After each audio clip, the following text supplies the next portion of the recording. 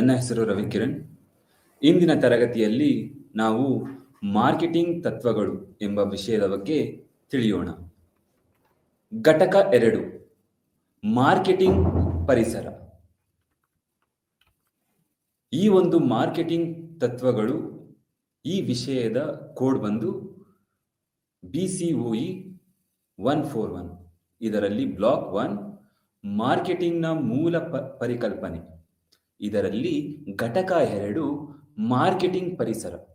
ಈ ಮಾರ್ಕೆಟಿಂಗ್ ಪರಿಸರದಲ್ಲಿ ಯಾವ ಪರಿಕಲ್ಪನೆಗಳ ಬಗ್ಗೆ ನಾವು ಇಂದಿನ ತರಗತಿಯಲ್ಲಿ ತಿಳಿದುಕೊಳ್ಳೋಣವೆಂದರೆ, ಮೊದಲನೇದಾಗಿ ಉದ್ದೇಶಗಳು, ಪರಿಚಯ, ಮಾರ್ಕೆಟಿಂಗ್ ಪರಿಸರ ಎಂದರೇನು, ಸೂಕ್ಷ್ಮ ಪರಿಸರ, ಮ್ಯಾಕ್ರೋ ಪರಿಸರ, ಮಾರ್ಕೆಟಿಂಗ್ನಲ್ಲಿ ಪರಿಸರದ ಪ್ರಸ್ತುತತೆ, ಭಾರತದಲ್ಲಿ ಮಾರ್ಕೆಟಿಂಗ್ ಪರಿಸರ, ಮಾರ್ಕೆಟಿಂಗ್ ಮೇಲೆ ಪರಿಣಾಮ ಬೀರುವ ಸರ್ಕಾರಿ ನಿಯಮಗಳು. ಇಷ್ಟು ಪರಿಕಲ್ಪನೆಗಳ ಬಗ್ಗೆ ಇಂದಿನ ತರಗತಿಯಲ್ಲಿ ನಾವು ತಿಳಿಯೋಣ. ಮೊದಲಿಗೆ ಉದ್ದೇಶಗಳು. ನಾವು ಯಾಕೆ ಈ ಮಾರ್ಕೆಟಿಂಗ್ ಪರಿಸರವನ್ನು ತಿಳಿದುಕೊಳ್ಳಬೇಕೆಂದರೆ, ಈ ಘಟಕವನ್ನು ಅಧ್ಯಯನ ಮಾಡಿದ ನಂತರ ನೀವು ಹೀಗೆ ಮಾಡಬಹುದು.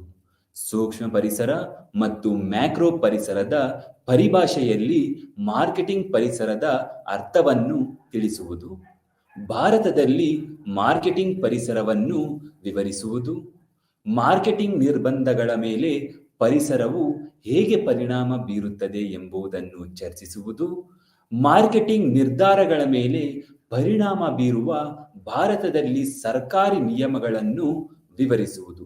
ಇಷ್ಟು ಉದ್ದೇಶಗಳ ಬಗ್ಗೆ ನಾವು ತಿಳಿಯೋಣ. ಮೊದಲಿಗೆ ಪರಿಚಯ.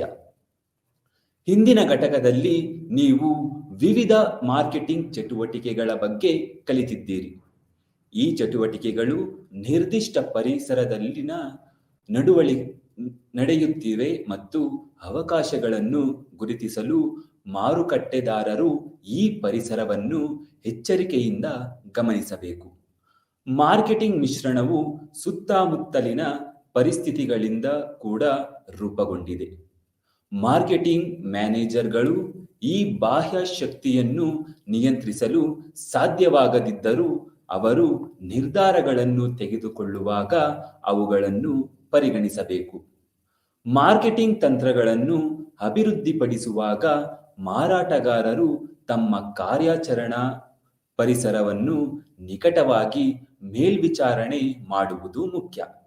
ಈ ಘಟಕದಲ್ಲಿ ನೀವು ಭಾರತದಲ್ಲಿ ಮಾರ್ಕೆಟಿಂಗ್ ಪರಿಸರವನ್ನು ರೂಪಿಸುವ ಅಂಶಗಳನ್ನು ಮತ್ತು ವಿವಿಧ ಕಾನೂನುಗಳನ್ನು ಮತ್ತು ನಿಬಂಧನೆಗಳು ದೇಶದಲ್ಲಿ ಮಾರ್ಕೆಟಿಂಗ್ ನಿರ್ಧಾರಗಳನ್ನು ಹೇಗೆ ಪ್ರಭಾವಿಸುತ್ತದೆ ಎಂಬುದನ್ನು ಅನ್ವೇಷಿಸುತ್ತೀರಿ. ಮೊದಲಿಗೆ ಮಾರ್ಕೆಟಿಂಗ್ ಪರಿಸರ ಎಂದರೇನು? ಮಾರ್ಕೆಟಿಂಗ್ ಪರಿಸರವು ಅದರ ಗ್ರಾಹಕರೊಂದಿಗೆ ಯಶಸ್ವಿ ಸಂಬಂಧಗಳನ್ನು ಅಭಿವೃದ್ಧಿಪಡಿಸುವ ಮತ್ತು ನಿರ್ವಹಿಸುವ ಸಂಸ್ಥೆಯ ಸಾಮರ್ಥ್ಯದ ಮೇಲೆ ಪ್ರಭಾವ ಬೀರುವ ಬಾಹ್ಯ ಮತ್ತು ಆಂತರಿಕ ಅಂಶಗಳನ್ನು ಸೂಚಿಸುತ್ತದೆ. ಇದು ಮಾರ್ಕೆಟಿಂಗ್ ತಂತ್ರಗಳು, ನಿರ್ಧಾರಗಳು ಮತ್ತು ಒಟ್ಟಾರೆ ಕಾರ್ಯಕ್ಷಮತೆಯ ಮೇಲೆ ಪರಿಣಾಮ ಬೀರುವ ವಿವಿಧ ಅಂಶಗಳನ್ನು ಒಳಗೊಂಡಿರುತ್ತದೆ.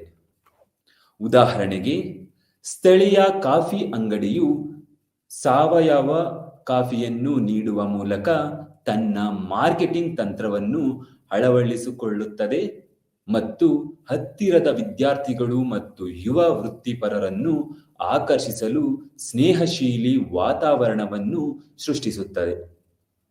ಸ್ಥಳೀಯ ಕಲೆಯನ್ನು ಪ್ರದರ್ಶಿಸುವ ಮೂಲಕ ಮತ್ತು ಅನುಕೂಲಕ್ಕಾಗಿ ಮೊಬೈಲ್ ಆರ್ಡರ್ ಮಾಡುವ ಅಪ್ಲಿಕೇಶನ್ ಒದಗಿಸುವ ಮೂಲಕ ಅವರು ಸ್ಪರ್ಧಿಗಳಿಂದ ತಮ್ಮನ್ನು ಪ್ರತ್ಯೇಕಿಸಿಕೊಳ್ಳುತ್ತಾರೆ. ಹೆಚ್ಚುವರಿಯಾಗಿ, ಅವರು ಸಮುದಾಯದಲ್ಲಿ ಬೆಳೆಯುತ್ತಿರುವ ಸುಸ್ಥಿರತೆ ಪ್ರವೃತ್ತಿಗೆ ಮನವಿ ಮಾಡಲು ಜೈವಿಕ ವಿಘಟನೆಯ ಕಪ್ಗಳನ್ನು ಬಳಸುವಂತಹ ತಮ್ಮ ಪರಿಸರ ಸ್ನೇಹಿ ಅಭ್ಯಾಸಗಳನ್ನು ಉತ್ತೇಜಿಸುತ್ತಾರೆ. ಮಾರ್ಕೆಟಿಂಗ್ ಪರಿಸರದಲ್ಲಿ 2 ಅಂಶಗಳಿವೆ. ಮೊದಲನೇದಾಗಿ ಸೂಕ್ಷ್ಮ ಪರಿಸರ ಮತ್ತು ಮ್ಯಾಕ್ರೋ ಪರಿಸರ. ಈಗ ಸೂಕ್ಷ್ಮ ಪರಿಸರ ಎಂದರೇನು? ಮಾರ್ಕೆಟಿಂಗ್ನಲ್ಲಿ ಸೂಕ್ಷ್ಮ ಪರಿಸರ ಎಂದರೆ ಪರಿಸರವು ಆಂತರಿಕ ಮತ್ತು ಬಾಹ್ಯ ಅಂಶಗಳು ಒಂದು ಗುಂಪಾಗಿದ್ದು ಅದು ಕಂಪನಿಯ ಕಾರ್ಯಕ್ಷಮತೆ ಮತ್ತು ನಿರ್ಧಾರ ತೆಗೆದುಕೊಳ್ಳುವಿಕೆಯ ಮೇಲೆ ನೇರವಾಗಿ ಪರಿಣಾಮ ಬೀರುತ್ತದೆ. ಸೂಕ್ಷ್ಮ ಪರಿಸರದಲ್ಲಿ ಈ ಅಂಶಗಳು ಸೇರಿವೆ. ಯಾವ ಅಂಶಗಳು ಸೇರಿವೆ ಎಂದರೆ ಗ್ರಾಹಕರು, ಸ್ಪರ್ಧಿಗಳು, ಪೂರೈಕೆದಾರರು, ವ್ಯಾಪಾರ ಪಾಲುದಾರರು, ಮಾರಾಟಗಾರರು, ಮಾರ್ಕೆಟಿಂಗ್ ಮಧ್ಯವರ್ತಿಗಳು ಮತ್ತು ಇತರ ಮಧ್ಯಸ್ಥಗಾರರು. ಇಷ್ಟು ಜನ ಈ ಸೂಕ್ಷ್ಮ ಪರಿಸರದಲ್ಲಿ ಒಳಗೊಂಡಿರುತ್ತಾರೆ.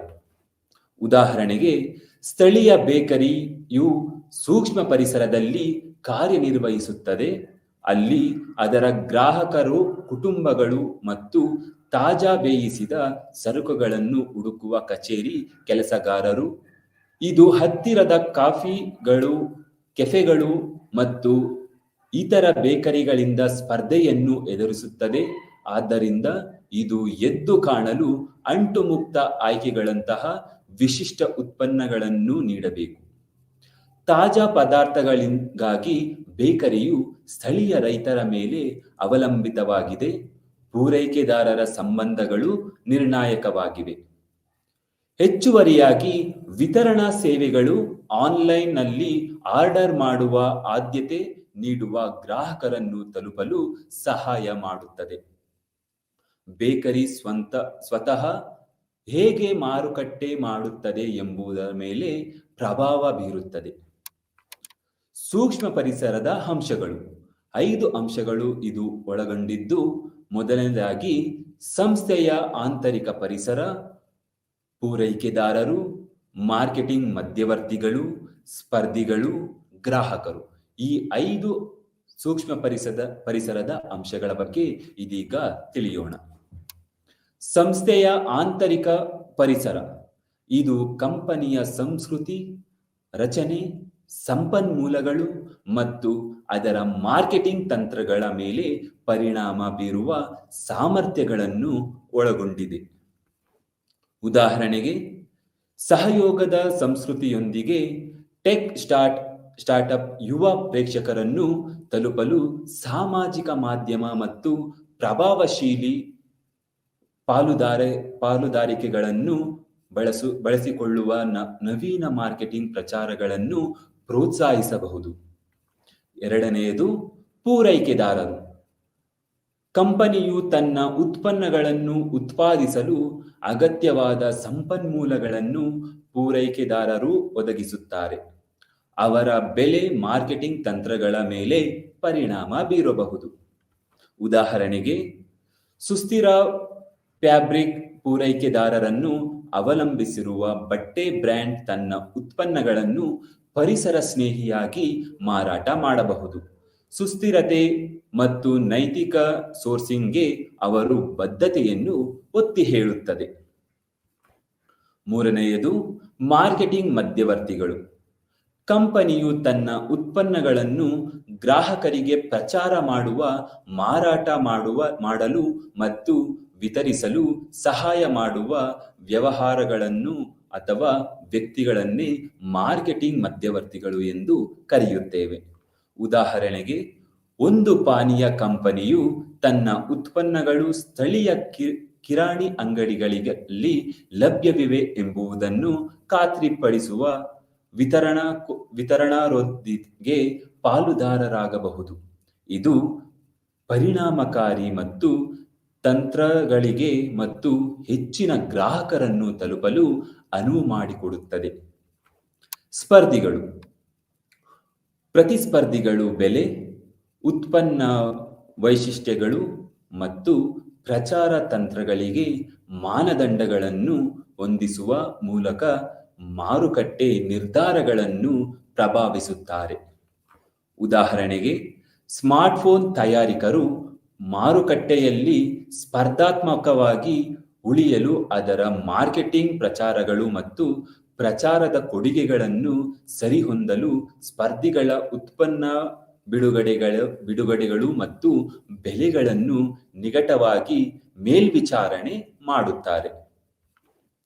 ಐದನೆಯದು, ಗ್ರಾಹಕರು.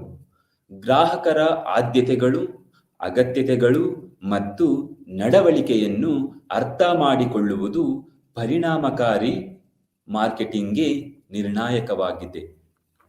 ಉದಾಹರಣೆಗೆ, ಆರೋಗ್ಯಕರ ಮೆನು ಆಯ್ಕೆಗಳಿಗಾಗಿ ಗ್ರಾಹಕರು ಆದ್ಯತೆಗಳ ಬಗ್ಗೆ ತಿಳಿದುಕೊಳ್ಳಲು ತ್ವರಿತ ಆಹಾರ ಸರಪಳಿಯು ಸಮೀಕ್ಷೆಗಳನ್ನು ನಡೆಸುತ್ತದೆ. ಅವರ ಮಾರ್ಕೆಟಿಂಗ್ ಪ್ರಯತ್ನಗಳಲ್ಲಿ ಹೊಸ ಸಲಾಡ್ ಮತ್ತು ಹಗುರವಾದ ಊಟದ ಆಯ್ಕೆಗಳನ್ನು ಪರಿಚಯಿಸಲು ಕಾರಣವಾಗುತ್ತದೆ.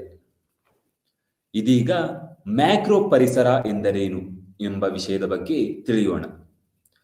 ಸ್ಥೂಲ ಪರಿಸರವು ಒಟ್ಟಾರೆ ವ್ಯಾಪಾರ ಪರಿಸರದ ಮೇಲೆ ಪ್ರಭಾವ ಬೀರುವ ಮತ್ತು ಸಂಸ್ಥೆಗಳ ಕಾರ್ಯಾಚರಣೆಗಳು, ಕಾರ್ಯಕ್ಷಮತೆ ಮತ್ತು ಕಾರ್ಯತಂತ್ರಗಳ ಮೇಲೆ ಪ್ರಭಾವ ಬೀರುವ ಬಾಹ್ಯ ಮತ್ತು ಅನಿಯಂತ್ರಿತ ಅಂಶಗಳನ್ನು ಸೂಚಿಸುತ್ತದೆ. ಇದು ಕಂಪನಿಯ ನಿಯಂತ್ರಣದ ಹೊರಗಿರುವ ವ್ಯಾಪಕ ಶ್ರೇಣಿಯ ಅಂಶಗಳನ್ನು ಹೋಲಿಸುತ್ತದೆ, ಆದರೆ ಅದರ ಕಾರ್ಯನಿರ್ವಹಣೆಯ ಮೇಲೆ ಗಮನಾರ್ಹವಾಗಿ ಪರಿಣಾಮ ಬೀರುವುದಿಲ್ಲ. ಉದಾಹರಣೆಗೆ, ಜಾಗತಿಕ ಬಟ್ಟೆ ಚಿಲ್ಲರೆ ವ್ಯಾಪಾರಿಯು ಆರ್ಥಿಕ ಪರಿಸ್ಥಿತಿಗಳಿಂದ ರೂಪುಗೊಂಡ ಸ್ಥೂಲ ಪರಿಸರದಲ್ಲಿ ಕಾರ್ಯನಿರ್ವಹಿಸುತ್ತದೆ. ಉದಾಹರಣೆಗೆ, ಗ್ರಾಹಕ ವೆಚ್ಚವನ್ನು ಕಡಿಮೆ ಮಾಡುವ ಆರ್ಥಿಕ ಹಿಂಜರಿತ ಪ್ರವೃತ್ತಿಗಳು, ಹೆಚ್ಚುವರಿಯಾಗಿ ಕಾರ್ಮಿಕ ಪದ್ಧತಿಗಳಿಗೆ ಸಂಬಂಧಿಸಿದ ಸರ್ಕಾರಿ ನಿಯಮಗಳಲ್ಲಿನ ಬದಲಾವಣೆಗಳು ಉತ್ಪಾದನಾ ವೆಚ್ಚದ ಮೇಲೆ ಪರಿಣಾಮ ಬೀರುತ್ತದೆ. ಚಿಲ್ಲರೆ ವ್ಯಾಪಾರಿಯು ಈ ಬಾಹ್ಯ ಅಂಶಗಳೊಂದಿಗೆ ಹೊಂದಿಕೊಳ್ಳಲು ತನ್ನ ಮಾರ್ಕೆಟಿಂಗ್ ತಂತ್ರಗಳನ್ನು ಅಳವಡಿಸಿಕೊಳ್ಳಬೇಕು. ಸ್ಥೂಲ ಪರಿಸರದಲ್ಲಿ 6 ಅಂಶಗಳು ಒಳಗೊಂಡಿವೆ. ಮೊದಲನೇದಾಗಿ ಭೌತಿಕ ಪರಿಸರ, ತಾಂತ್ರಿಕ ಪರಿಸರ, ರಾಜಕೀಯ ಮತ್ತು ಕಾನೂನು ಪರಿಸರ, ಆರ್ಥಿಕ ಪರಿಸರ, ಜನಸಂಖ್ಯೆಯ ಪರಿಸರ, ಸಾಮಾಜಿಕ ಸಾಂಸ್ಕೃತಿಕ ಪರಿಸರ. ಈ 6 ಅಂಶಗಳನ್ನು ಸ್ಥೂಲ ಪರಿಸರದಲ್ಲಿ ಒಳಗೊಂಡಿವೆ. ಅದರಲ್ಲಿ ಮೊದಲನೇದಾಗಿ ಭೌತಿಕ ಪರಿಸರ. ಈ ಅಂಶವು ನೈಸರ್ಗಿಕ ಸಂಪನ್ಮೂಲಗಳು, ಹವಾಮಾನ ಮತ್ತು ಅದರ ಉತ್ಪನ್ನಗಳನ್ನು ಮಾರಾಟ ಮಾಡುತ್ತದೆ ಎಂಬುದರ ಬಗ್ಗೆ ಈ ಭೌತಿಕ ಪರಿಸರವು ಒಳಗೊಂಡಿವೆ. ಉದಾಹರಣೆಗೆ, ಹೊರಾಂಗಣದ ಗೇರ್ ಅನ್ನು ಮಾರಾಟ ಮಾಡುವ ಕಂಪನಿ ಪ್ರಾದೇಶಿಕ ಹವಾಮಾನ ಮಾದರಿಗಳನ್ನು ಪರಿಗಣಿಸಬೇಕು. ಕಠಿಣ ಚಳಿಗಾಲದಲ್ಲಿರುವ ಪ್ರದೇಶಗಳಲ್ಲಿ ಚಳಿಗಾಲದ ಕ್ರೀಡಾ ಸಲಕರಣೆಗಳ ಮಾರ್ಕೆಟಿಂಗ್ ನಿರ್ಣಾಯಕವಾಗಿರುತ್ತದೆ, ಆದರೆ ಬೆಚ್ಚಗಿನ ಪ್ರದೇಶಗಳಲ್ಲಿ ಬೇಸಿಗೆಯ ಗೇರ್ ಹೆಚ್ಚು ಪ್ರಸ್ತುತವಾಗಿರಬಹುದು. ತಾಂತ್ರಿಕ ಪರಿಸರ ಈ ವ್ಯಾಪಾರಗಳಿಗೆ ಹೊಸ ಅವಕಾಶಗಳು ಅಥವಾ ಸವಾಲುಗಳನ್ನು ಸೃಷ್ಟಿಸುವ ತಂತ್ರಜ್ಞಾನದಲ್ಲಿನ ಪ್ರಗತಿಗಳನ್ನು ಒಳಗೊಂಡಿದೆ. ಉದಾಹರಣೆಗೆ, ಮೊಬೈಲ್ ತಂತ್ರಜ್ಞಾನದ ಏರಿಕೆಯು ಕಂಪನಿಯ ಅಪ್ಲಿಕೇಶನ್ಗಳು ಮತ್ತು ಸಾಮಾಜಿಕ ಮಾಧ್ಯಮಗಳ ಮೂಲಕ ಉತ್ಪನ್ನಗಳನ್ನು ಮಾರಾಟ ಮಾಡಲು ಅನುಮತಿಸುತ್ತದೆ. ಗ್ರಾಹಕರನ್ನು ವಾಸ್ತವಿಕವಾಗಿ ಉತ್ಪನ್ನಗಳನ್ನು ಪ್ರಯತ್ನಿಸಲು ಸಕ್ರಿಯಗೊಳಿಸಲು, ನಿಶ್ಚಿತಾರ್ಥ ಮತ್ತು ಮಾರಾಟವನ್ನು ಹೆಚ್ಚಿಸಲು ಚಿಲ್ಲರೆ ಬ್ರ್ಯಾಂಡ್ ವರ್ಧಿತ ರಿಯಾಲಿಟಿ ಅನ್ನು ಬಳಸಬೇಕು. ರಾಜಕೀಯ ಮತ್ತು ಕಾನೂನು ಪರಿಸರ ಇದು ಸರ್ಕಾರದ ನಿಯಮಗಳು, ರಾಜಕೀಯ ಸ್ಥಿರತೆ ಮತ್ತು ವ್ಯಾಪಾರ ಕಾರ್ಯಾಚರಣೆಗಳು ಮತ್ತು ಮಾರುಕಟ್ಟೆ ತಂತ್ರಗಳ ಮೇಲೆ ಪ್ರಭಾವ ಬೀರುವ ಕಾನೂನು ಚೌಕಟ್ಟನ್ನು ಒಳಗೊಂಡಿರುತ್ತದೆ. ಉದಾಹರಣೆಗೆ, ವ್ಯಾಪಾರ ನೀತಿಗಳು ಅಥವಾ ಸುಂಕಗಳಲ್ಲಿನ ಬದಲಾವಣೆಗಳನ್ನು ಆಮದು ಮಾಡುವ ಸರಕುಗಳ ಬೆಲೆ ಮತ್ತು ಲಭ್ಯತೆಯ ಮೇಲೆ ಪರಿಣಾಮ ಬೀರುವುದು. ಹೊಸ ಸುಂಕಗಳ ವಸ್ತುಗಳ ಬೆಲೆಯನ್ನು ಹೆಚ್ಚಿಸಿದರೆ ತಯಾರಿಕರು ಮಾರ್ಕೆಟಿಂಗ್ ತಂತ್ರಗಳನ್ನು ಸರಿಹೊಂದಿರಬೇಕಾಗಬಹುದು. ಆರ್ಥಿಕ ಪರಿಸರ ಎಂದರೆ ಈ ಅಂಶವು ಹಣದುಬ್ಬರ ದರಗಳು, ನಿರುದ್ಯೋಗ ಮಟ್ಟಗಳು ಮತ್ತು ಒಟ್ಟಾರೆ ಆರ್ಥಿಕ ಬೆಳವಣಿಗೆಯಂತಹ ಆರ್ಥಿಕ ಪರಿಸ್ಥಿತಿಗಳನ್ನು ಒಳಗೊಂಡಿರುತ್ತದೆ. ಇದು ಗ್ರಾಹಕರ ಖರೀದಿ ಸಾಮರ್ಥ್ಯ ಮತ್ತು ಖರ್ಚು ನಡವಳಿಕೆಯ ಮೇಲೆ ಪ್ರಭಾವ ಬೀರುತ್ತದೆ. ಉದಾಹರಣೆಗೆ, ಆರ್ಥಿಕ ಕುಸಿತದ ಸಮಯದಲ್ಲಿ ಗ್ರಾಹಕರು ಐಷಾರಾಮಿ ವಸ್ತುಗಳ ಮೇಲೆ ಅಗತ್ಯ ಸರಕುಗಳಿಗೆ ಆದ್ಯತೆ ನೀಡಬಹುದು. ಉನ್ನತ ಮಟ್ಟದ ರೆಸ್ಟೋರೆಂಟ್ ಮೌಲ್ಯವನ್ನು ಒತ್ತಿ ಹೇಳಲು ಅಥವಾ ಬಡ್ಜೆಟ್ ಸ್ನೇಹಿ ಊಟದ ಆಯ್ಕೆಗಳನ್ನು ರಚಿಸಲು ಅದರ ಮಾರ್ಕೆಟಿಂಗ್ ಅನ್ನು ಸರಿಹೊಂದಬಹುದು. ಜನಸಂಖ್ಯಾ ಪರಿಸರ ಇದು ಮಾರುಕಟ್ಟೆ ಬೇಡಿಕೆಯ ಮೇಲೆ ಪರಿಣಾಮ ಬೀರುವ ವಯಸ್ಸು, ಲಿಂಗ, ಆದಾಯ ಮಟ್ಟ, ಶಿಕ್ಷಣ ಮತ್ತು ಕುಟುಂಬದ ರಚನೆ ಸೇರಿದಂತೆ ಜನಸಂಖ್ಯೆಯ ಗುಣಲಕ್ಷಣಗಳನ್ನು ಸೂಚಿಸುತ್ತದೆ. ಉದಾಹರಣೆಗೆ, ಮಗುವಿನ ಉತ್ಪನ್ನಗಳ ಕಂಪನಿಯು ಹೊಸ ಪೋಷಕರನ್ನು ಗುರಿಯಾಯಿಸಲು ತನ್ನ ಮಾರ್ಕೆಟಿಂಗ್ ತಂತ್ರಗಳನ್ನು ಹೊಂದಿಸುತ್ತದೆ. ಪೋಷಕರು ಸಾಮಾಜಿಕ ಮಾಧ್ಯಮ ಗುಂಪುಗಳಂತಹ ಪ್ಲಾಟ್ಫಾರ್ಮ್ಗಳನ್ನು ಬಳಸಿಕೊಂಡು ಅವರನ್ನು ಪರಿಣಾಮಕಾರಿಯಾಗಿ ತಲುಪಿಸುತ್ತದೆ. ಸಾಮಾಜಿಕ ಸಾಂಸ್ಕೃತಿಕ ಪರಿಸರ ಎಂದರೆ ಇದು ಗ್ರಾಹಕರ ಆದ್ಯತೆಗಳು ಮತ್ತು ನಡವಳಿಕೆಗಳನ್ನು ರೂಪಿಸುವ ಸಾಮಾಜಿಕ ಮೌಲ್ಯಗಳು, ನಂಬಿಕೆಗಳು ಮತ್ತು ಸಾಂಸ್ಕೃತಿಕ ಪ್ರವೃತ್ತಿಗಳನ್ನು ಒಳಗೊಂಡಿದೆ. ಉದಾಹರಣೆಗೆ, ಸುಸ್ಥಿರತೆ ಅರಿವು ಹೆಚ್ಚುತ್ತಿರುವುದು ಅನೇಕ ಗ್ರಾಹಕರು ಪರಿಸರ ಸ್ನೇಹಿ ಉತ್ಪನ್ನಗಳಿಗೆ ಆದ್ಯತೆ ನೀಡಲು ಕಾರಣವಾಗಿದೆ. ಪರಿಸರ ಪ್ರಜ್ಞೆಯುಳ್ಳ ಗ್ರಾಹಕರನ್ನು ಆಕರ್ಷಿಸಲು ಕಂಪನಿಯು ತನ್ನ ಜೈವಿಕ ವಿಘಟನೆಯ ಪ್ಯಾಕೇಜಿಂಗ್ ಮತ್ತು ಸುಸ್ಥಿರ ಸೋರ್ಸಿಂಗ್ ಅಭ್ಯಾಸಗಳನ್ನು ಮಾರಾಟ ಮಾಡಬಹುದು. ಇದೀಗ ಮಾರ್ಕೆಟಿಂಗ್ನಲ್ಲಿ ಪರಿಸರದ ಪ್ರಸ್ತುತತೆ, ಗ್ರಾಹಕರ ಅಗತ್ಯಗಳನ್ನು ಅರ್ಥ ಮಾಡಿಕೊಳ್ಳುವುದು, ಅವಕಾಶಗಳು ಮತ್ತು ಬೆದರಿಕೆಗಳನ್ನು ಗುರುತಿಸುವುದು, ಮಾರ್ಗದರ್ಶಿ ಮಾರ್ಕೆಟಿಂಗ್ ತಂತ್ರ, ಸ್ಪರ್ಧಾತ್ಮಕ ಪ್ರಯೋಜನವನ್ನು ಹೆಚ್ಚಿಸುವುದು, ಬದಲಾವಣೆಗೆ ಹೊಂದಿಕೊಳ್ಳುವುದು, ಸಂಬಂಧಗಳನ್ನು ನಿರ್ವಹಿಸುವುದು. ಇದಿಷ್ಟು ಮಾರ್ಕೆಟಿಂಗ್ನಲ್ಲಿ ಪರಿಸರದ ಪ್ರಸ್ತುತತೆ. ಮೊದಲನೇದಾಗಿ, ಗ್ರಾಹಕ ಅಗತ್ಯಗಳನ್ನು ಅರ್ಥ ಮಾಡಿಕೊಳ್ಳುವುದು. ಮಾರ್ಕೆಟಿಂಗ್ ಪರಿಸರವು ವ್ಯಾಪಾರಗಳು ಬದಲಾಗುತ್ತಿರುವ ಗ್ರಾಹಕರ ಆದ್ಯತೆಗಳು ಮತ್ತು ಪ್ರವೃತ್ತಿಗಳನ್ನು ಗುರುತಿಸಲು ಸಹಾಯ ಮಾಡುತ್ತದೆ.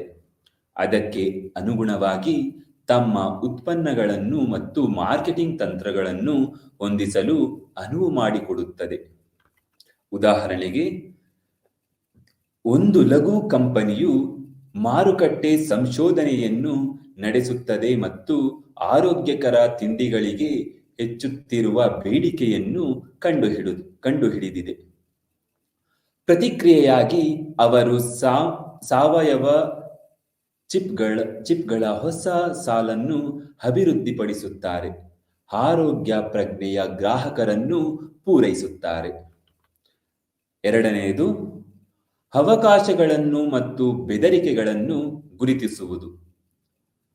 ಬಾಹ್ಯ ಅಂಶಗಳನ್ನು ವಿಶ್ಲೇಷಿಸುವ ಮೂಲಕ ಕಂಪನಿಗಳು ತಮ್ಮ ಯಶಸ್ಸಿನ ಮೇಲೆ ಪರಿಣಾಮ ಬೀರುವ ಬೆಳವಣಿಗೆಗೆ ಅಥವಾ ಬೆದರಿಕೆಗಳನ್ನು, ಹೊಸ ಪ್ರತಿಸ್ಪರ್ಧಿಗಳು ಅಥವಾ ನಿಯಂತ್ರಕ ಬದಲಾವಣೆಗಳಂತಹ ಸಂಭಾವ್ಯ ಅವಕಾಶಗಳನ್ನು ಗುರುತಿಸಬಹುದು. ಉದಾಹರಣೆಗೆ, ವಾಹನ ತಯಾರಿಕರು ಎಲೆಕ್ಟ್ರಿಕ್ ವಾಹನಗಳ ಕಡೆಗೆ ಪ್ರವೃತ್ತಿಯನ್ನು ಗಮನಿಸುತ್ತಾರೆ. ಈ ಅವಕಾಶವನ್ನು ಗುರುತಿಸಲು ಅವರು ಹೊಸ ಎಲೆಕ್ಟ್ರಿಕ್ ವಾಹನಗಳು ಮಾದರಿಯನ್ನು ಅಭಿವೃದ್ಧಿಪಡಿಸಲು ಹೂಡಿಕೆ ಮಾಡುತ್ತಾರೆ. ಇನ್ನು ಮಾರುಕಟ್ಟೆಗೆ ಪ್ರವೇಶಿಸದ ಪ್ರತಿಸ್ಪರ್ಧಿಗಳಿಗಿಂತ ತಮ್ಮನ್ನು ತಾವು ಮುಂದಿಡುತ್ತಾರೆ. ಮಾರ್ಗದರ್ಶಿ ಮಾರ್ಕೆಟಿಂಗ್ ತಂತ್ರ. ಪರಿಸರದ ಒಳನೋಟಗಳು ಉತ್ಪನ್ನ ಅಭಿವೃದ್ಧಿ, ಬೆಲೆ, ಪ್ರಚಾರ ಮತ್ತು ವಿತರಣೆಯ ಮೇಲೆ ನಿರ್ಧಾರಗಳನ್ನು ತಿಳಿಸುತ್ತವೆ. ತಂತ್ರಗಳು ಬಾಹ್ಯ ನೈಜತೆಯೊಂದಿಗೆ ಹೊಂದಾಣಿಕೆಯಾಗುತ್ತವೆ ಎಂದು ಖಚಿತಪಡಿಸುತ್ತದೆ. ಉದಾಹರಣೆಗೆ, ಬಟ್ಟೆ ಚಿಲ್ಲರೆ ವ್ಯಾಪಾರಿ ಆರ್ಥಿಕ ಪರಿಸ್ಥಿತಿಗಳನ್ನು ವಿಶ್ಲೇಷಿಸುತ್ತಾನೆ ಮತ್ತು ಆರ್ಥಿಕ ಹಿಂಜರಿತದ ಸಮಯದಲ್ಲಿ ಗ್ರಾಹಕರು ಹೆಚ್ಚು ಬಜೆಟ್ ಪ್ರಜ್ಞೆಯನ್ನು ಹೊಂದಿರುತ್ತಾರೆ ಎಂದು ಕಂಡುಕೊಳ್ಳುತ್ತಾರೆ. ವೆಚ್ಚ ಸೂಕ್ಷ್ಮ ಶಾಪರ್ಗಳನ್ನು ಆಕರ್ಷಿಸಲು ಮಾರಾಟ ರಿಯಾಯಿತಿಗಳನ್ನು ಮತ್ತು ಮೌಲ್ಯ ಆಧಾರಿತ ಸಂದೇಶ ಕಳುಹಿಸುವಿಕೆಯನ್ನು ಒತ್ತಿ ಹೇಳಲು ಅವರು ತಮ್ಮ ಮಾರ್ಕೆಟಿಂಗ್ ತಂತ್ರವನ್ನು ಸರಿಹೊಂದಿಸುತ್ತಾರೆ. ಸ್ಪರ್ಧಾತ್ಮಕ ಪ್ರಯೋಜನವನ್ನು ಹೆಚ್ಚಿಸುವುದು. ಪರಿಸರದ ಬಗ್ಗೆ ಬಲವಾದ ತಿಳುವಳಿಕೆಯು ಕಂಪನಿಗಳು ಮಾರುಕಟ್ಟೆ ಬದಲಾವಣೆಗಳು ಮತ್ತು ಗ್ರಾಹಕರ ಬೇಡಿಕೆಗಳಿಗೆ ಪರಿಣಾಮಕಾರಿಯಾಗಿ ಪ್ರತಿಕ್ರಿಯಿಸುವ ಮೂಲಕ ಸ್ಪರ್ಧಿಗಳಿಂದ ತಮ್ಮನ್ನು ಪ್ರತ್ಯೇಕಿಸಲು ಅನುವು ಮಾಡಿಕೊಡುತ್ತದೆ. ಬದಲಾವಣೆಗೆ ಹೊಂದಿಕೊಳ್ಳುವುದು. ವ್ಯಾಪಾರ ಪರಿಸರವು ಕ್ರಿಯಾತ್ಮಕವಾಗಿದೆ. ಬದಲಾವಣೆಗಳನ್ನು ಮೇಲ್ವಿಚಾರಣೆ ಮಾಡುವ ಮತ್ತು ಹೊಂದಿಕೊಳ್ಳುವ ಕಂಪನಿಗಳು ಆರ್ಥಿಕ, ತಾಂತ್ರಿಕ ಅಥವಾ ಸಾಮಾಜಿಕ ದೀರ್ಘಾವಧಿಯಲ್ಲಿ ಯಶಸ್ವಿಯಾಗಲು ಉತ್ತಮ ಸ್ಥಾನದಲ್ಲಿದೆ. ಉದಾಹರಣೆಗೆ, ಸೌಂದರ್ಯವರ್ಧಕಗಳ ಬ್ರ್ಯಾಂಡ್ ಕ್ರೌರ್ಯಮುಕ್ತ ಉತ್ಪನ್ನಗಳಲ್ಲಿ ಬೆಳೆಯುತ್ತಿರುವ ಗ್ರಾಹಕರ ಆಸಕ್ತಿಯನ್ನು ಗುರುತಿಸುತ್ತದೆ. ಅವರು ತಮ್ಮ ಉತ್ಪನ್ನದ ಸಾಲುಗಳನ್ನು ಕ್ರೌರ್ಯಮುಕ್ತವಾಗಿ ಮರುರೂಪಿಸುತ್ತಾರೆ ಮತ್ತು ತಮ್ಮ ಮಾರ್ಕೆಟಿಂಗ್ ಪ್ರಚಾರಗಳಲ್ಲಿ ಈ ಬದಲಾವಣೆಯನ್ನು ಉತ್ತೇಜಿಸುತ್ತಾರೆ. ನೈತಿಕ ಮನಸ್ಸಿನ ಗ್ರಾಹಕರನ್ನು ಆಕರ್ಷಿಸುತ್ತಾರೆ. ಸಂಬಂಧವನ್ನು ನಿರ್ವಹಿಸುವುದು. ಮ್ಯಾಕ್ರೋ ಮತ್ತು ಸೂಕ್ಷ್ಮ ಪರಿಸರವನ್ನು ಅರ್ಥ ಮಾಡಿಕೊಳ್ಳುವುದು ಗ್ರಾಹಕರು, ಪೂರೈಕೆದಾರರು ಮತ್ತು ಪಾಲುದಾರರನ್ನು ಒಳಗೊಂಡಂತೆ ಮಧ್ಯಸ್ಥಗಾರರೊಂದಿಗೆ ಉತ್ತಮ ಸಂಬಂಧವನ್ನು ಬೆಳೆಸುತ್ತದೆ. ಬ್ರ್ಯಾಂಡ್ ನಿಷ್ಠೆ ಮತ್ತು ಖ್ಯಾತಿಯನ್ನು ಹೆಚ್ಚಿಸುತ್ತದೆ. ಉದಾಹರಣೆಗೆ, ಸಾಫ್ಟ್ವೇರ್ ಕಂಪನಿಯು ಉಪಯುಕ್ತತೆಯ ಸಮಸ್ಯೆಗಳ ಬಗ್ಗೆ ಗ್ರಾಹಕರ ಪ್ರತಿಕ್ರಿಯೆಯನ್ನು ಕೇಳುತ್ತದೆ. ಈ ಕಾಳಜಿಯನ್ನು ಪರಿಹರಿಸುವ ಮೂಲಕ ಮತ್ತು ಸುಧಾರಣೆಗಳನ್ನು ಸಂವಹನ ಮಾಡುವ ಮೂಲಕ ಅವರು ತಮ್ಮ ಬಳಕೆದಾರರೊಂದಿಗೆ ಸಂಬಂಧಗಳನ್ನು ಬಲಪಡಿಸುತ್ತಾರೆ. ಇದು ಹೆಚ್ಚಿನ ಗ್ರಾಹಕ ತೃಪ್ತಿ ಮತ್ತು ಧಾರಣಕ್ಕೆ ಕಾರಣವಾಗುತ್ತದೆ. ಇದೀಗ ಭಾರತದಲ್ಲಿ ಮಾರ್ಕೆಟಿಂಗ್ ಪರಿಸರ ಹೇಗಿದೆ ಎಂದು ತಿಳಿಯೋಣ. 1.38 ಶತಕೋಟಿ ಜನರು ಹೊಂದಿರುವ ಭಾರತವು ಧರ್ಮಗಳು, ಭಾಷೆಗಳು ಮತ್ತು ಪದ್ಧತಿಗಳಲ್ಲಿ ಗಮನಾರ್ಹ ವೈವಿಧ್ಯತೆಯನ್ನು ಪ್ರದರ್ಶಿಸುತ್ತದೆ. ಮಾರಾಟಗಾರರಿಗೆ ಅವಕಾಶಗಳು ಮತ್ತು ಸವಾಲುಗಳನ್ನು ಪ್ರಸ್ತುತಪಡಿಸುತ್ತದೆ. ಈ ವೈವಿಧ್ಯತೆಯು ವ್ಯಾಪಕ ಶ್ರೇಣಿಯ ಉತ್ಪನ್ನಗಳು ಮತ್ತು ಸೇವೆಗಳಿಗೆ ಅನುಮತಿಸುತ್ತದೆ, ಆದರೆ ವಿವಿಧ ಅಭಿರುಚಿಗಳು ಮತ್ತು ಮೌಲ್ಯಗಳನ್ನು ಪೂರೈಸುವ ಮಾರಾಟಗಾರರು ತಮ್ಮ ತಂತ್ರಗಳನ್ನು ಸರಿಹೊಂದಿಸಬೇಕು. ನಗರ ಪ್ರದೇಶಗಳನ್ನು ಅವುಗಳ ಜನಸಂಖ್ಯೆಯ ಸಾಂದ್ರತೆ ಮತ್ತು ಸಾಮರ್ಥ್ಯದ ಕಾರಣದಿಂದ ಪ್ರಧಾನ ಮಾರುಕಟ್ಟೆಗಳಾಗಿ ನೋಡಲಾಗುತ್ತದೆ. ಆದರೆ ಸರ್ಕಾರದ ಉಪಕ್ರಮಗಳು ಗ್ರಾಮೀಣ ಖರೀದಿ ಸಾಮರ್ಥ್ಯವನ್ನು ಹೆಚ್ಚಿಸುವುದರಿಂದ ಗ್ರಾಮೀಣ ಮಾರುಕಟ್ಟೆಗಳು ಪ್ರಾಮುಖ್ಯತೆಯನ್ನು ಪಡೆದುಕೊಳ್ಳುತ್ತವೆ. ಸುಧಾರಿತ ಸಾರಿಗೆ ಮತ್ತು ಸಂವಹನವು ಈ ಮಾರುಕಟ್ಟೆಗಳನ್ನು ಹೆಚ್ಚು ಪ್ರವೇಶಿಸುವಂತೆ ಮಾಡಿದೆ. ಮಾರಾಟಗಾರರು ಈ ಅವಕಾಶಗಳನ್ನು ಗುರುತಿಸಲು ಮತ್ತು ವಶಪಡಿಸಿಕೊಳ್ಳುವ ಅಗತ್ಯವನ್ನು ಎತ್ತಿ ತೋರಿಸುತ್ತದೆ. ಭೂದೃಶ್ಯವು ವಿವಿಧ ಸಾಂಸ್ಥಿಕ ಗ್ರಾಹಕರನ್ನು ಒಳಗೊಂಡಿದೆ. ಸಾರ್ವಜನಿಕ ವಲಯದ ಘಟಕಗಳು ಸಾಮಾನ್ಯವಾಗಿ ಅಧಿಕಾರಶಾಹಿ ಖರೀದಿ ಪ್ರಕ್ರಿಯೆಗಳನ್ನು ಅನುಸರಿಸುತ್ತವೆ, ಆದರೆ ಖಾಸಗಿ ವಲಯದ ನಿರ್ಧಾರಗಳು ಸಾಮಾನ್ಯವಾಗಿ ತ್ವರಿತವಾಗಿರುತ್ತದೆ. ಮಾರುಕಟ್ಟೆದಾರರು ಈ ವಲಯಗಳಿಗೆ ಪ್ರತ್ಯೇಕ ಕಾರ್ಯತಂತ್ರಗಳನ್ನು ರಚಿಸುವುದನ್ನು ಪರಿಗಣಿಸಬಹುದು. ವಿಶೇಷವಾಗಿ ಬಡ್ಜೆಟ್ ನಿರ್ಬಂಧಗಳ ಕಾರಣದಿಂದ ಹಣಕಾಸಿನ ವರ್ಷವು ಕೊನೆಗೊಳ್ಳುವ ಮೊದಲು ಸಾರ್ವಜನಿಕ ವಲಯದ ಖರೀದಿಯು ಗರಿಷ್ಠ ಮಟ್ಟಕ್ಕೆ ಏರುತ್ತದೆ. ಬಡತನ ಮತ್ತು ಸಂಪನ್ಮೂಲಗಳ ಕೊರತೆಯಿಂದಾಗಿ ಕೆಲವರು ಭಾರತೀಯ ಮಾರುಕಟ್ಟೆಯನ್ನು ಸಂದೇಹದಿಂದ ನೋಡುತ್ತಾರೆ. ಅನೇಕರು ಅದನ್ನು ಲಾಭದ ಸಾಮರ್ಥ್ಯದಿಂದ ತುಂಬಿದ್ದಾರೆ. ಗ್ರಾಹಕರಲ್ಲಿ ಹೆಚ್ಚುತ್ತಿರುವ ಗುಣಮಟ್ಟದ ಪ್ರಜ್ಞೆ ಮತ್ತು ನವೀನ ಉತ್ಪನ್ನಗಳ ಬೇಡಿಕೆಯು ಬೆಳೆಯುತ್ತಿರುವ ಮಾರುಕಟ್ಟೆಯನ್ನು ಸಂಕೇತಿಸುತ್ತದೆ. ದಶಕಗಳ ಅಭಿವೃದ್ಧಿಯು ಹೊರತಾಗಿಯೂ ಭಾರತದ ಜನಸಂಖ್ಯೆಯ ಸುಮಾರು 65% ಇನ್ನೂ ಗ್ರಾಮೀಣ ಪ್ರದೇಶಗಳಲ್ಲಿ ವಾಸಿಸುತ್ತಿದ್ದಾರೆ. ಅಲ್ಲಿ ಹಸಿರು ಕ್ರಾಂತಿಯು ಪ್ರಯೋಜನಗಳು, ಖರೀದಿ ಸಾಮರ್ಥ್ಯ ಮತ್ತು ಮಾರುಕಟ್ಟೆ ಆಸಕ್ತಿಯನ್ನು ಹೆಚ್ಚಿಸುತ್ತವೆ. ಮಾರುಕಟ್ಟೆಯ ಭೂದೃಶ್ಯವನ್ನು ರೂಪಿಸುವಲ್ಲಿ ಹೆಚ್ಚು ಪ್ರಾಮುಖ್ಯತೆ ಹೊಂದಿರುವ ಈ ಗ್ರಾಮೀಣ ಗ್ರಾಹಕರ ಮೇಲೆ ಮಾರುಕಟ್ಟೆದಾರರು ಈಗ ಗಮನ ಹರಿಸಬೇಕು. ಇದೀಗ ಮಾರ್ಕೆಟಿಂಗ್ ಮೇಲೆ ಪರಿಣಾಮ ಬೀರುವ ಸರ್ಕಾರಿ ನಿಯಮಗಳು. ಈ ನಿಯಮಗಳ ಬಗ್ಗೆ ಇದೀಗ ತಿಳಿಯೋಣ.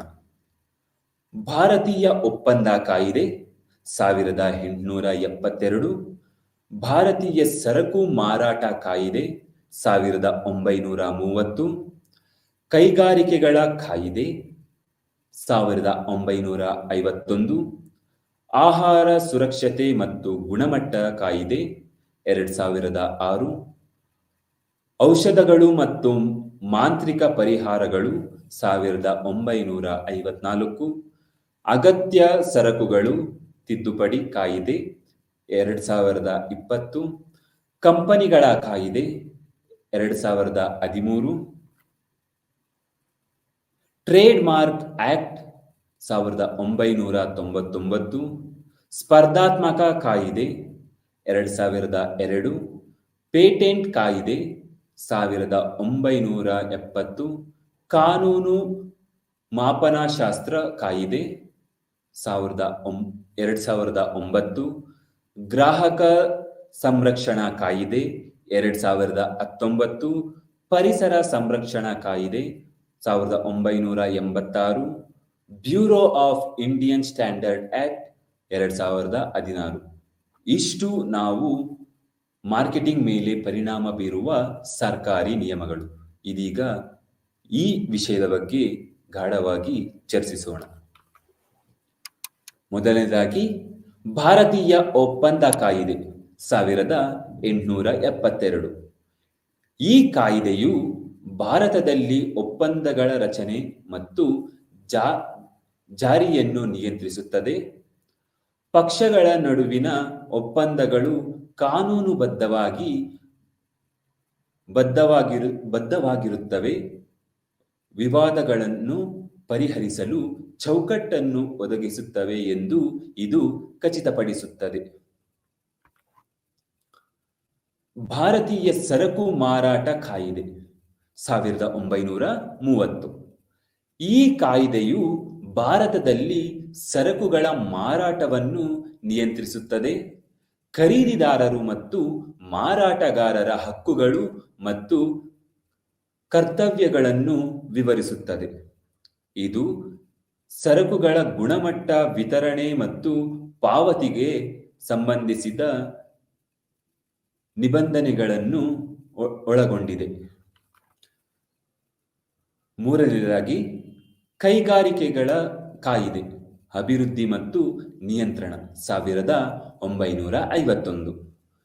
ಈ ಕಾಯಿದೆಯು ಭಾರತದಲ್ಲಿ ಕೈಗಾರಿಕೆಗಳ ನಿಯಂತ್ರಣ ಮತ್ತು ಅಭಿವೃದ್ಧಿಯ ಮೇಲೆ ಕೇಂದ್ರೀಕರಿಸುತ್ತದೆ. ಇದು ಕೈಗಾರಿಕೆಗಳ ಸ್ಥಾಪನೆ ಮತ್ತು ಕಾರ್ಯಾಚರಣೆಗೆ ಮಾರ್ಗಸೂಚಿಗಳನ್ನು ಒದಗಿಸುತ್ತದೆ, ಸರ್ಕಾರದ ನೀತಿಗಳ ಅನುಸರಣೆಯನ್ನು ಖಚಿತಪಡಿಸುತ್ತದೆ. ನಾಲ್ಕನೆಯದು ಆಹಾರ ಸುರಕ್ಷತೆ ಮತ್ತು ಗುಣಮಟ್ಟ ಕಾಯಿದೆ 2006. ಈ ಕಾಯ್ದೆಯು ಭಾರತದಲ್ಲಿ ಆಹಾರ ಸುರಕ್ಷತೆ ಮತ್ತು ನಿಯಂತ್ರಣಕ್ಕಾಗಿ ಮಾನದಂಡಗಳನ್ನು ಸ್ಥಾಪಿಸುತ್ತದೆ. ಆಹಾರ ಉತ್ಪನ್ನಗಳ ಸುರಕ್ಷತೆ ಮತ್ತು ಗುಣಮಟ್ಟವನ್ನು ಖಚಿತಪಡಿಸಲು ಗ್ರಾಹಕ ಆರೋಗ್ಯವನ್ನು ರಚಿಸಲು ಇದು ಆಹಾರ ವ್ಯವಹಾರಗಳನ್ನು ಕಡ್ಡಾಯಿಸಿಕೊಳ್ಳುತ್ತದೆ. ಔಷಧಗಳನ್ನು ಮತ್ತು ಮಾಂತ್ರಿಕ ಪರಿಹಾರ ಇದು 1954.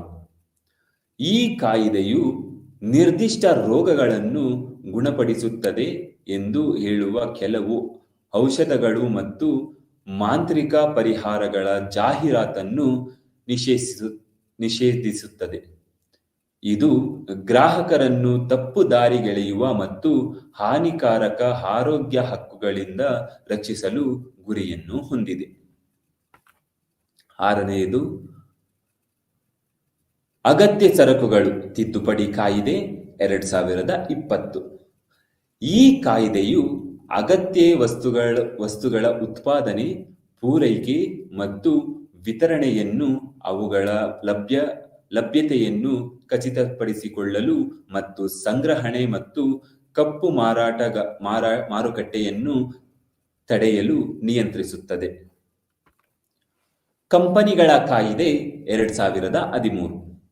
ಈ ಕಾಯ್ದೆಯು ಭಾರತದಲ್ಲಿ ಕಂಪನಿ ನೋಂದಣಿ, ನಿರ್ವಹಣೆ ಮತ್ತು ಕಾರ್ಯಾಚರಣೆಗಳನ್ನು ನಿಯಂತ್ರಿಸುತ್ತದೆ.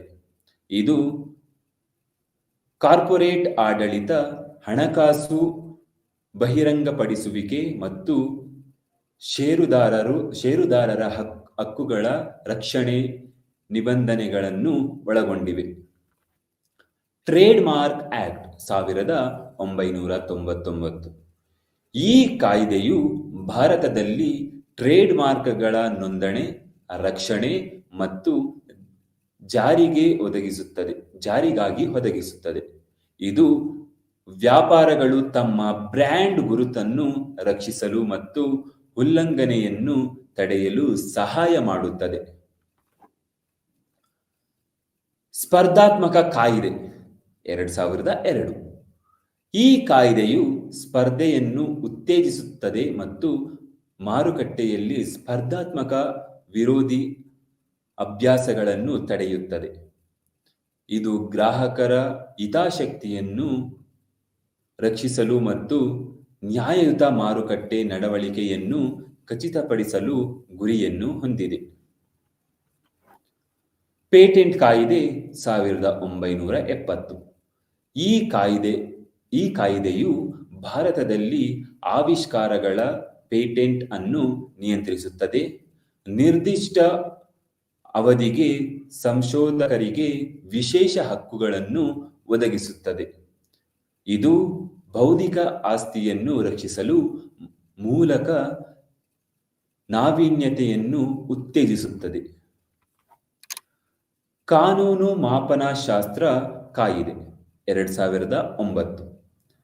ಈ ಕಾಯ್ದೆಯು ಮಾಪನ ಮಾನದಂಡಗಳನ್ನು ನಿಯಂತ್ರಿಸುತ್ತದೆ ಮತ್ತು ಗ್ರಾಹಕರ ಹಿತಾಸಕ್ತಿಯನ್ನು ರಕ್ಷಿಸಲು ವ್ಯಾಪಾರ ಮತ್ತು ವಾಣಿಜ್ಯದಲ್ಲಿ ಬಳಸಲಾಗುವ ತೂಕ ಮತ್ತು ಅಳತೆ ಸಾಧನಗಳಲ್ಲಿ ನಿಖರತೆಯನ್ನು ಖಾತ್ರಿಗೊಳಿಸುತ್ತದೆ.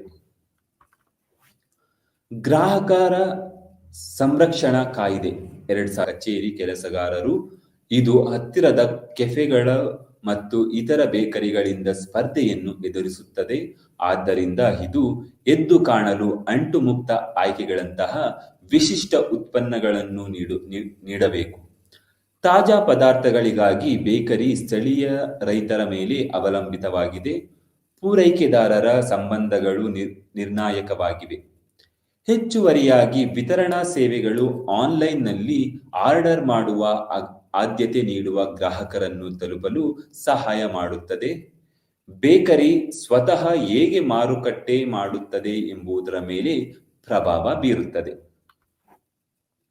ಸೂಕ್ಷ್ಮ ಪರಿಸರದಲ್ಲಿ 5 ಅಂಶಗಳು. ಮೊದಲಿಗೆ ಸಂಸ್ಥೆಯ ಆಂತರಿಕ ಪರಿಸರ.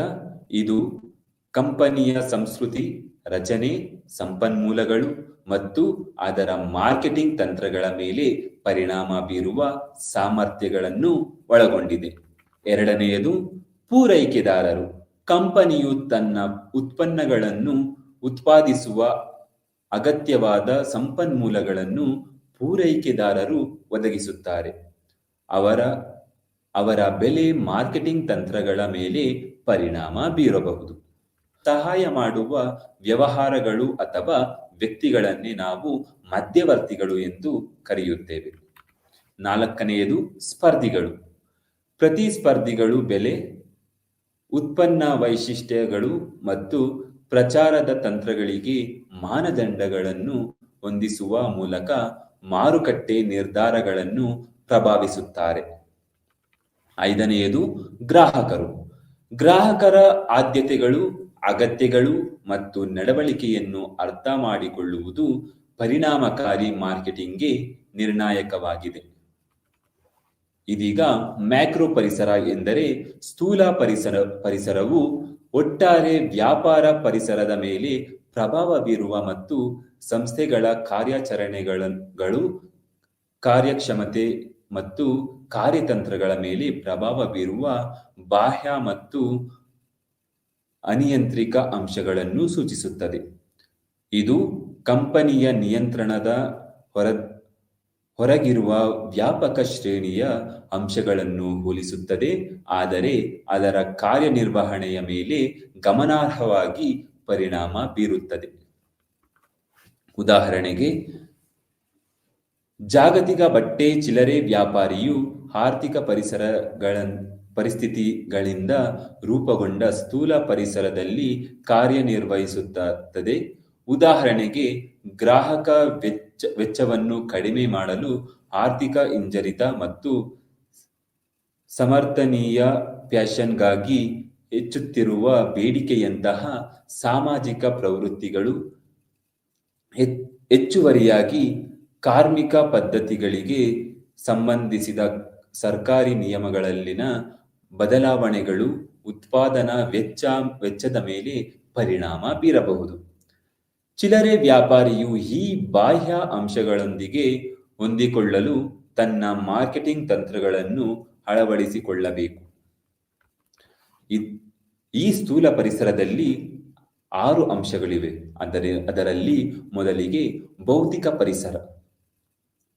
ಈ ಅಂಶವು ನೈಸರ್ಗಿಕ ಸಂಪನ್ಮೂಲಗಳು, ಹವಾಮಾನ ಮತ್ತು ಭೌಗೋಳಿಕ ಪರಿಸ್ಥಿತಿಗಳನ್ನು ಒಳಗೊಳ್ಳುತ್ತದೆ.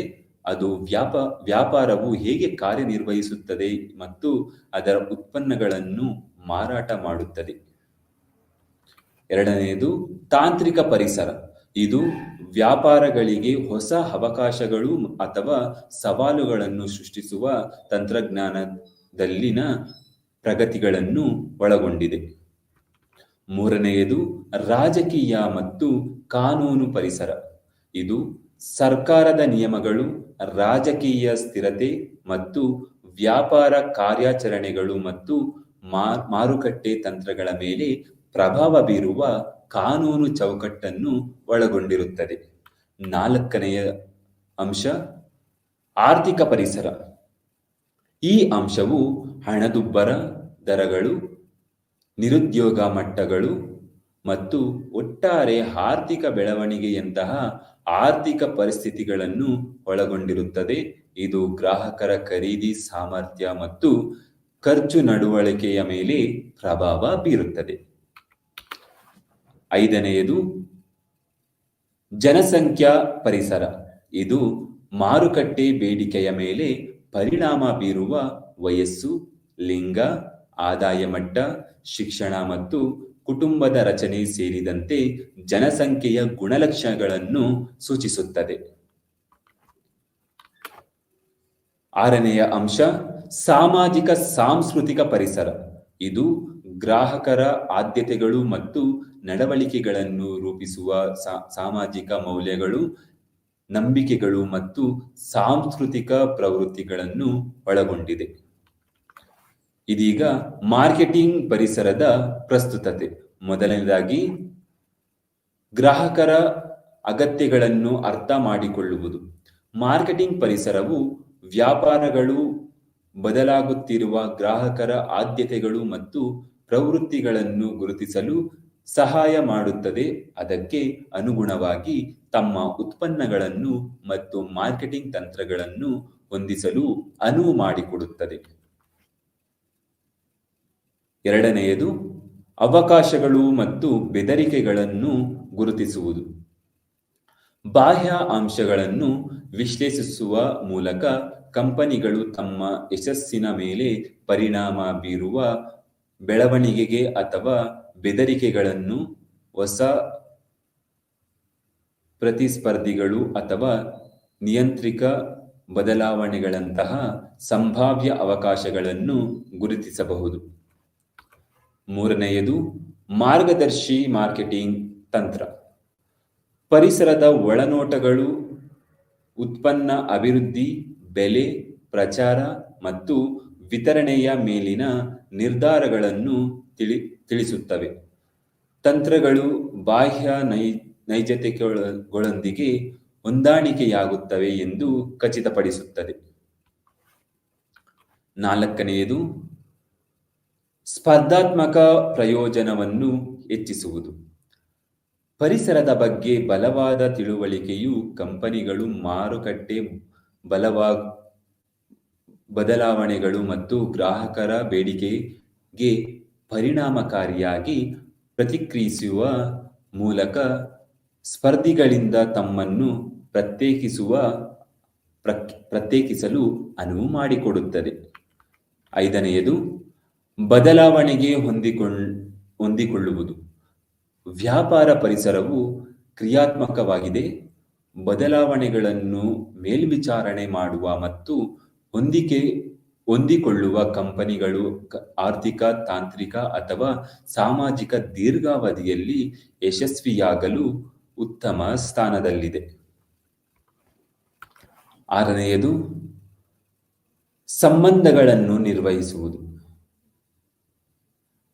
ಮ್ಯಾಕ್ರೋ ಮತ್ತು ಸೂಕ್ಷ್ಮ ಪರಿಸರವನ್ನು ಅರ್ಥ ಮಾಡಿಕೊಳ್ಳುವುದು ಗ್ರಾಹಕರು, ಪೂರೈಕೆದಾರರು ಮತ್ತು ಪಾಲುದಾರರನ್ನು ಒಳಗೊಂಡಂತೆ ಮಧ್ಯಸ್ಥಗಾರರೊಂದಿಗೆ ಉತ್ತಮ ಸಂಬಂಧಗಳನ್ನು ಬೆಳೆಸುತ್ತದೆ. ಬ್ರ್ಯಾಂಡ್ ನಿಷ್ಠೆ ಮತ್ತು ಖ್ಯಾತಿಯನ್ನು ಹೆಚ್ಚಿಸುತ್ತದೆ. ಇದೀಗ ಭಾರತದಲ್ಲಿ ಮಾರ್ಕೆಟಿಂಗ್ ಪರಿಸರ ಹೇಗಿದೆ ಎಂದು ತಿಳಿಯೋಣ. 1.38 ಶತಕೋಟಿ ಜನರನ್ನು ಹೊಂದಿರುವ ಭಾರತವು ಧರ್ಮಗಳು, ಭಾಷೆಗಳು ಮತ್ತು ಪದ್ಧತಿಗಳಲ್ಲಿ ಗಮನಾರ್ಹ ವೈವಿಧ್ಯತೆಯನ್ನು ಪ್ರದರ್ಶಿಸುತ್ತದೆ. ಮಾರಾಟಗಾರರಿಗೆ ಅವಕಾಶಗಳು ಮತ್ತು ಸವಾಲುಗಳನ್ನು ಪ್ರಸ್ತುತಪಡಿಸುತ್ತದೆ.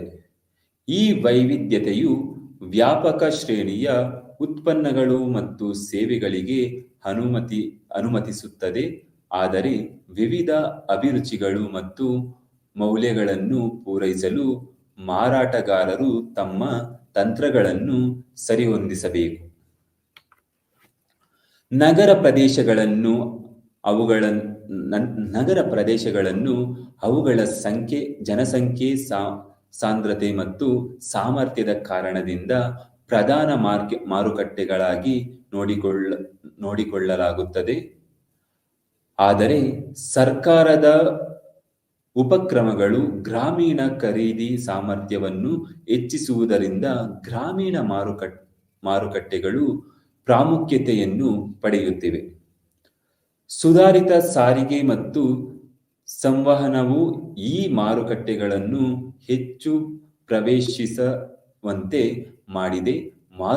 ಮಾರಾಟಗಾರರು ಈ ಅವಕಾಶಗಳನ್ನು ಗುರುತಿಸಲು ಮತ್ತು ವಶಪಡಿಸಿಕೊಳ್ಳುವ ಅಗತ್ಯವನ್ನು ಎತ್ತಿ ತೋರಿಸುತ್ತದೆ. ಭೂದೃಶ್ಯ ವಿವಿಧ ಸಾಂಸ್ಥಿಕ ಗ್ರಾಹಕರನ್ನು ಒಳಗೊಂಡಿದೆ. ಸಾರ್ವಜನಿಕ ವಲಯದ ಘಟಕಗಳು ಸಾಮಾನ್ಯವಾಗಿ ಅಧಿಕಾರಿಶಾಹಿ ಖರೀದಿ ಪ್ರಕ್ರಿಯೆಗಳನ್ನು ಅನುಸರಿಸುತ್ತವೆ, ಆದರೆ ಖಾಸಗಿ ವಲಯದ ನಿರ್ಧಾರಗಳು ಸಾಮಾನ್ಯವಾಗಿ ತ್ವರಿತವಾಗಿರುತ್ತದೆ. ಮಾರುಕಟ್ಟೆದಾರರು ಈ ವಲಯಗಳಿಗೆ ಪ್ರತ್ಯೇಕ ಕಾರ್ಯತಂತ್ರಗಳನ್ನು ರಚಿಸುವುದನ್ನು ಪರಿಗಣಿಸಬಹುದು. ವಿಶೇಷವಾಗಿ ಬಡ್ಜೆಟ್ ನಿರ್ಬಂಧಗಳ ಕಾರಣದಿಂದ ಹಣಕಾಸಿನ ವರ್ಷವು ಕೊನೆಗೊಳ್ಳುವ ಮೊದಲು ಸಾರ್ವಜನಿಕ ವಲಯದ ಖರೀದಿಯು ಗರಿಷ್ಠ ಮಟ್ಟಕ್ಕೆ ಏರುತ್ತದೆ. ಬಡತನ ಮತ್ತು ಸಂಪನ್ಮೂಲಗಳ ಕೊರತೆಯಿಂದ ಕೆಲವರು ಭಾರತೀಯ ಮಾರುಕಟ್ಟೆಯನ್ನು ಸಂದೇಹದಿಂದ ನೋಡುತ್ತಾರೆ. ಅನೇಕರು ಅದನ್ನು ಲಾಭದ ಸಾಮರ್ಥ್ಯದಿಂದ ತುಂಬಿದ್ದಾರೆ. ಗ್ರಾಹಕರಲ್ಲಿ ಹೆಚ್ಚುತ್ತಿರುವ ಗುಣಮಟ್ಟ ಪ್ರಜ್ಞೆ ಮತ್ತು ನವೀನ ಉತ್ಪನ್ನಗಳ ಬೇಡಿಕೆಯು ಬೆಳೆಯುತ್ತಿರುವ ಮಾರುಕಟ್ಟೆಯನ್ನು ಸಂಕೇತಿಸುತ್ತದೆ. ದಶಕಗಳ ಅಭಿವೃದ್ಧಿಯ ಹೊರತಾಗಿಯೂ ಭಾರತದ ಜನಸಂಖ್ಯೆಯ ಸುಮಾರು 65% ಇನ್ನೂ ಗ್ರಾಮೀಣ ಪ್ರದೇಶಗಳಲ್ಲಿ ವಾಸಿಸುತ್ತಿದ್ದಾರೆ. ಅಲ್ಲಿ ಹಸಿರು ಕ್ರಾಂತಿಯ ಪ್ರಯೋಜನಗಳು ಖರೀದಿ ಸಾಮರ್ಥ್ಯ ಮತ್ತು ಮಾರುಕಟ್ಟೆ ಆಸಕ್ತಿಯನ್ನು ಹೆಚ್ಚಿಸುತ್ತವೆ. ಮಾರುಕಟ್ಟೆಯ ಭೂದೃಶ್ಯವನ್ನು ರೂಪಿಸುವಲ್ಲಿ ಹೆಚ್ಚು ಪ್ರಾಮುಖ್ಯತೆ ಹೊಂದಿರುವ ಈ ಗ್ರಾಮೀಣ ಗ್ರಾಹಕರ ಮೇಲೆ ಮಾರುಕಟ್ಟೆದಾರರು ಈ ಗಮನ ಹರಿಸಬೇಕು. ಮಾರ್ಕೆಟಿಂಗ್ ಮೇಲೆ ಪರಿಣಾಮ ಬೀರುವ ಸರ್ಕಾರಿ ನಿಯಮಗಳು. ಇದರಲ್ಲಿ 14 ಸರ್ಕಾರಿ ನಿಯಮಗಳು ಒಳಗೊಂಡಿವೆ. ಮೊದಲಿಗೆ ಭಾರತೀಯ ಒಪ್ಪಂದ ಕಾಯ್ದೆ 1872. ಈ ಕಾಯ್ದೆಯು ಭಾರತದಲ್ಲಿ ಒಪ್ಪಂದಗಳ ರಚನೆ ಮತ್ತು ಜಾರಿಯನ್ನು ನಿಯಂತ್ರಿಸುತ್ತದೆ. ಪಕ್ಷಗಳ ನಡುವಿನ ಒಪ್ಪಂದಗಳು ಕಾನೂನುಬದ್ಧವಾಗಿ ಬದ್ಧವಾಗಿರುತ್ತವೆ. ವಿವಾದಗಳನ್ನು ಪರಿಹರಿಸಲು ಚೌಕಟ್ಟನ್ನು ಒದಗಿಸುತ್ತವೆ ಎಂದು ಇದು ಖಚಿತಪಡಿಸುತ್ತದೆ. ಭಾರತೀಯ ಸರಕು ಮಾರಾಟ ಕಾಯ್ದೆ 1930. ಈ ಕಾಯ್ದೆಯು ಭಾರತದಲ್ಲಿ ಸರಕುಗಳ ಮಾರಾಟವನ್ನು ನಿಯಂತ್ರಿಸುತ್ತದೆ. ಖರೀದಿದಾರರು ಮತ್ತು ಮಾರಾಟಗಾರರ ಹಕ್ಕುಗಳು ಮತ್ತು ಕರ್ತವ್ಯಗಳನ್ನು ವಿವರಿಸುತ್ತದೆ. ಇದು ಸರಕುಗಳ ಗುಣಮಟ್ಟ, ವಿತರಣೆ ಮತ್ತು ಪಾವತಿಗೆ ಸಂಬಂಧಿಸುವ ನಿಬಂಧನೆಗಳನ್ನು ಒಳಗೊಂಡಿದೆ. ಮೂರನೆಯದು ಕೈಗಾರಿಕೆ ಅಭಿವೃದ್ಧಿ ಮತ್ತು ನಿಯಂತ್ರಣ ಕಾಯ್ದೆ 1951. ಈ ಕಾಯ್ದೆಯು ಭಾರತದಲ್ಲಿ ಕೈಗಾರಿಕೆಗಳ ನಿಯಂತ್ರಣ ಮತ್ತು ಅಭಿವೃದ್ಧಿಯ ಮೇಲೆ ಕೇಂದ್ರೀಕರಿಸುತ್ತದೆ. ಇದು ಕೈಗಾರಿಕೆಗಳ ಸ್ಥಾಪನೆ ಮತ್ತು ಕಾರ್ಯಾಚರಣೆಗೆ ಮಾರ್ಗಸೂಚಿಗಳನ್ನು ಒದಗಿಸುತ್ತದೆ. ಸರ್ಕಾರದ ನೀತಿಗಳ ಅನುಸರಣೆಯನ್ನು ಖಚಿತಪಡಿಸುತ್ತದೆ. ನಾಲ್ಕನೆಯ ಅಂಶ ಆಹಾರ ಸುರಕ್ಷತೆ ಮತ್ತು ಗುಣಮಟ್ಟ ಕಾಯ್ದೆ 2006. ಈ ಕಾಯ್ದೆಯು ಭಾರತದಲ್ಲಿ ಆಹಾರ ಸುರಕ್ಷತೆ ಮತ್ತು ನಿಯಂತ್ರಣಕ್ಕಾಗಿ ಮಾನದಂಡಗಳನ್ನು ಸ್ಥಾಪಿಸುತ್ತದೆ. ಆಹಾರ ಉತ್ಪನ್ನಗಳು ಸುರಕ್ಷತೆ ಮತ್ತು ಗುಣಮಟ್ಟವನ್ನು ಖಚಿತಪಡಿಸಿಕೊಳ್ಳಲು, ಗ್ರಾಹಕರ ಆರೋಗ್ಯವನ್ನು ರಕ್ಷಿಸಲು ಇದು ಆಹಾರ ವ್ಯವಹಾರಗಳನ್ನು ಕಡ್ಡಾಯಿಸಿಕೊಳ್ಳುತ್ತದೆ. ಔಷಧಗಳು ಮತ್ತು ಮಾಂತ್ರಿಕ ಪರಿಹಾರಗಳು 1954. ಈ ಕಾಯ್ದೆಯು ನಿರ್ದಿಷ್ಟ ರೋಗಗಳನ್ನು ಗುಣಪಡಿಸುತ್ತದೆ ಎಂದು ಹೇಳುವ ಕೆಲವು ಔಷಧಗಳ ಮತ್ತು ಮಾಂತ್ರಿಕ ಪರಿಹಾರಗಳ ಜಾಹೀರಾತನ್ನು ನಿಷೇಧಿಸುತ್ತದೆ. ಇದು ಗ್ರಾಹಕರನ್ನು ತಪ್ಪು ದಾರಿಗೆಳೆಯುವ ಮತ್ತು ಹಾನಿಕಾರಕ ಆರೋಗ್ಯ ಹಕ್ಕುಗಳಿಂದ ರಕ್ಷಿಸಲು ಗುರಿಯನ್ನು ಹೊಂದಿದೆ. ಅಗತ್ಯ ಸರಕುಗಳು ತಿದ್ದುಪಡಿ ಕಾಯ್ದೆ 2020. ಈ ಕಾಯ್ದೆಯು ಅಗತ್ಯ ವಸ್ತುಗಳ ಉತ್ಪಾದನೆ, ಪೂರೈಕೆ ಮತ್ತು ವಿತರಣೆಯನ್ನು ಅವುಗಳ ಲಭ್ಯತೆಯನ್ನು ಖಚಿತಪಡಿಸಿಕೊಳ್ಳಲು ಮತ್ತು ಸಂಗ್ರಹಣೆ ಮತ್ತು ಕಪ್ಪು ಮಾರುಕಟ್ಟೆಯನ್ನು ತಡೆಯಲು ನಿಯಂತ್ರಿಸುತ್ತದೆ. ಕಂಪನಿ ಕಾಯ್ದೆ 2013. ಈ ಕಾಯ್ದೆಯು ಭಾರತದಲ್ಲಿ ಕಂಪನಿಯ ನೋಂದಣಿ, ನಿರ್ವಹಣೆ ಮತ್ತು ಕಾರ್ಯಾಚರಣೆಗಳು ನಿಯಂತ್ರಿಸುತ್ತದೆ. ಇದು ಕಾರ್ಪೊರೇಟ್ ಆಡಳಿತ, ಹಣಕಾಸು ಬಹಿರಂಗಪಡಿಸುವಿಕೆ ಮತ್ತು ಷೇರುದಾರರ ಹಕ್ಕುಗಳ ರಕ್ಷಣೆ ನಿಬಂಧನೆಗಳನ್ನು ಒಳಗೊಂಡಿದೆ. ನಾವು ತಿಳಿದಿದ್ದೇವೆ. ಧನ್ಯವಾದಗಳು.